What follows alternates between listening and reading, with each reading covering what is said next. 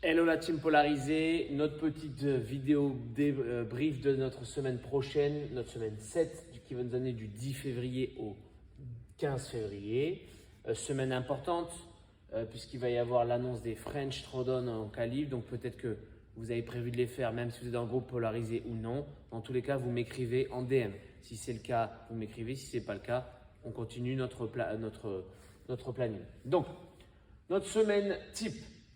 On reste dans un split à 2 jours dédiés à la force par semaine, plus le samedi avant la partie CrossFit, comme je l'ai mis, un bloc où vous choisissez soit upper, soit lower, vous faites un couplet de 2 mouvements. Okay, donc ça fait du 2,5 fois des créneaux dédiés à la force et au renforcement. On va parler tout de suite des grandes évolutions qui ne sont pas abusées de cette semaine pour qu'on soit tous sur la même longueur d'onde. Donc, c'est évidemment sur le côté force renfo le plus important. La semaine dernière, je vous ai proposé entre 3 et 4 sets en termes de volume sur les x8, les 8 répétitions, 3 x 8 ou 4 x 8. Si vous avez fait 3 x 8, vous passez à 4 x 8. Si vous avez fait 4 x 8, vous restez à 4 x 8, soit un chouïa plus lourd, soit la même charge pour mieux vivre l'exercice. Mais dans tous les cas, le volume augmente en semaine 2 de ce microcycle. Donc, on passe de 3 à 4 x 8 sur tous les exos, y compris les lunges. Okay, sur le Big Kaunia, pareil. Comme je l'ai dit la semaine dernière en vidéo, groupe musculaire faible, typiquement jambes pour moi, j'ai commencé le cycle avec 2 sets de Big Kaunia, d'accord, et pas 3.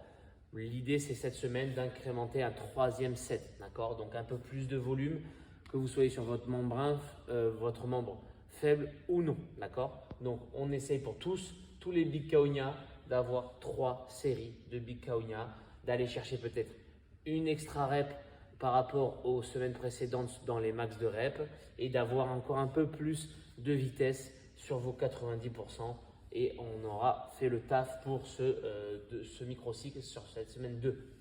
Sur le côté haltérophilie, les pourcentages augmentent.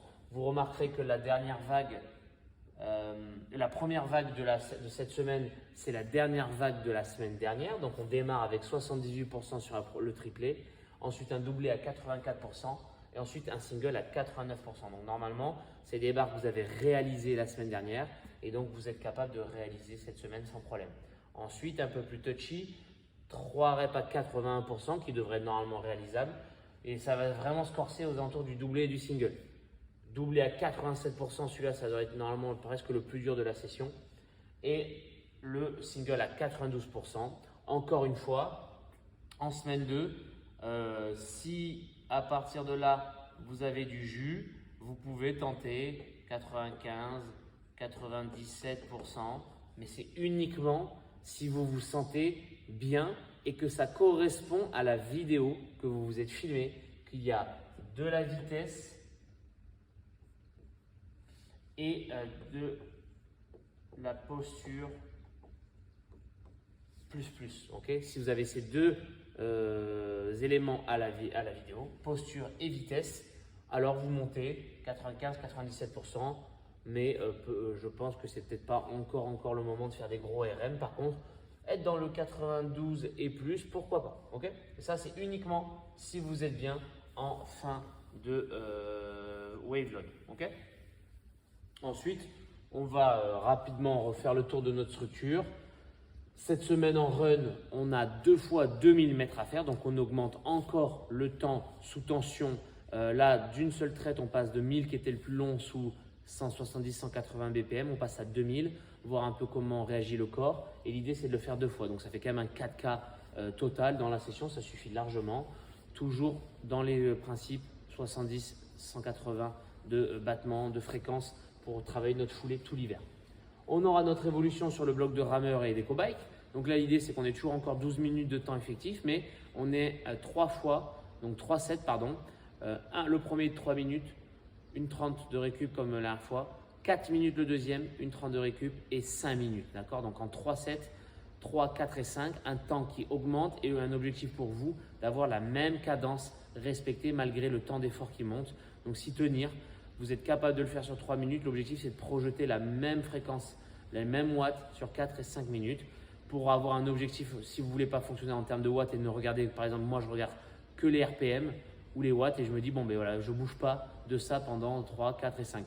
Si vous n'arrivez pas à faire ça, vous pouvez faire, je vous l'ai mis en exemple, un produit en croix. Si vous avez fait tant de cales en 3 minutes, vous faites le produit en croix sur 4 minutes et vous projetez, vous savez combien de cales vous devez faire en 4 et combien de cales vous devez faire en 5 du coup. Donc voilà, tout simplement, augmenter le temps sous tension à la même fréquence pour développer une capacité de plus en plus intéressante sur les ergots. Et notre core training, on se rappelle qu'il est important de le faire, donc à la fois du hold et du dip pour travailler cet appel et ce gainage à 100% ou 90% de votre front squat, ça serait pas mal. Le gainage plank hold qui est un must have et un must do pour avoir des contraintes après mécaniques de surcharge avec la barre sur le corps. Et vous l'avez vu que le vendredi et le mardi c'est différent. Un coup on fait du Sorensen hold qui est pour moi finalement un test basique lambda, mais quand je l'ai fait avec mon kiné quand il m'a fait un screen, j'ai tenu 1,30.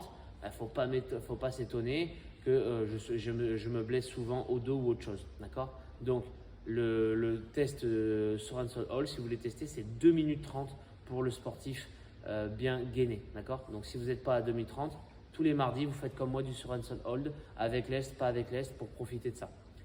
Et comme on a du statique le mardi, je veux qu'on ait du dynamique le vendredi, avec du hip extension, un peu à la clock-off, pour renforcer les érecteurs du rachis, qui viennent vous travailler jusqu'aux insertions des ischios et des fessiers.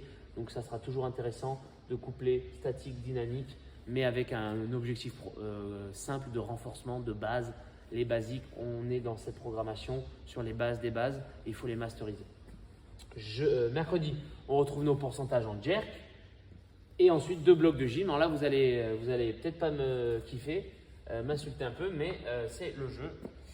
Je nous ai remis un format que j'ai mis la semaine dernière en Metcon pour le groupe polarisé, pour le groupe compétiteur, et vous allez le vivre en skill, qui est, je pense, une formule qui va tomber aux Open cette année ou en semi-finale online cette année, qui est déjà tombé 4 fois sur crossfit.com. 1 minute d'un mouvement, 1 minute d'un autre mouvement, 2 minutes du mouvement numéro 1, 2 minutes du mouvement numéro 2, 3, ça fait 6 minutes totales effectives. Nous, on va se le travailler en mode gym. Donc, on aura strict HSPU, chest to bar, puis 2 minutes de strict HSPU, puis 2 minutes de chest to bar, 3, vous l'avez compris le principe. Pareil pour toast to bar and stand walk. L'idée, c'est de vous proposer 6 minutes effectives de skill gym où vous devez faire un maximum de reps. Donc, c'est assez agressif. Évidemment, tout dépendant de l'intensité que vous êtes capable de mettre dessus, que vous avez envie de mettre. Soit du skill pratique, soit vous tirez la bourre et ça vous fera vraiment un gros travail de gym. Vous m'en direz des nouvelles.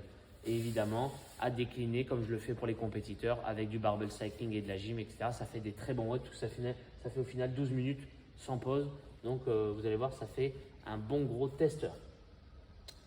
Jeudi, comme lundi, bike erg de la programme Power, 3 fois 30-15 avec 120% de puissance critique et 50% de puissance critique. Normalement, à ce niveau-là, vous avez tous votre feuillet individualisé en Power. Si vous ne l'avez pas, il faut avoir fait le test de 3 et de 12 minutes ou alors il faut me renvoyer vos données, je vous renvoie un feuillet. Séance très cool, ça ira très bien pour ce vendredi vu tout ce qu'il y a à bouffer en milieu de semaine. Et au gym de vendredi, vous avez fait un volume total en semaine 1 du microcycle. Ce volume total, vous le cognez en 4 time cette semaine. Vous gérez vos séries, vos récup. Il faut juste aller plus vite que ce que vous avez fait en semaine 1. Ça devrait être largement réalisable, mais comme on est en mode 4 time, l'intensité sera au rendez-vous. Samedi, renfo et crossfit. Encore une fois, j'ai rien noté, donc c'est normal si vous allez voir dès ce soir à samedi, il n'y aura aucun bloc parce que j'attends au milieu de semaine évidemment que les French sortent ou de créer moi-même des formats en fonction de ce qui sort un petit peu comme qualifieur. C'est toujours intéressant. Même si vous ne préparez pas sur les qualifieurs, j'aime bien m'inspirer comme j'ai fait pour ce samedi-là du format des Beast League qui était très bien à faire, très challenging. Et là, il va y avoir, je pense, les French qui vont sortir. Donc, il y a moyen qu'on se cogne un petit WOD ou 2 petits WOD des French ce week-end. Mais on verra ce qui sort. Voilà la team, j'espère que j'étais assez clair et concis pour cette semaine. Et en semaine 3, évidemment, on passera sur le split de 3 fois semaine pour ceux qui veulent et ceux qui ne voudront pas, qui resteront dans le 2 fois par semaine. Je vous expliquerai tout ça la semaine prochaine. Bonne semaine à tous, filmez vos lifts, filmez vos squats, filmez vos renforts, filmez quand vous vous douchez, filmez quand vous mangez et envoyez-moi tout ça.